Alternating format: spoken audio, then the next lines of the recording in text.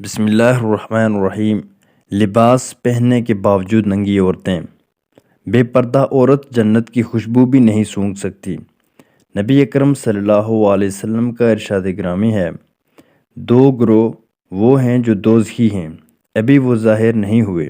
Number 1، وہ گروہ جن کے ہاتھوں میں گائے کی دم جیسی کوڑے ہوں گے جن سے وہ لوگوں کو ماریں گے۔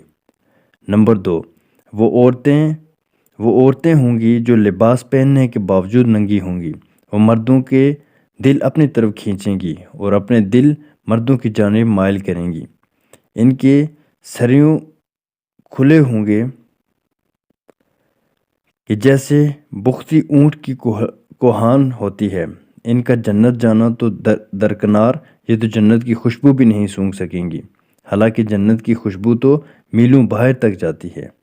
دین کی بات پھیلانا صدقہ جاریہ ہے۔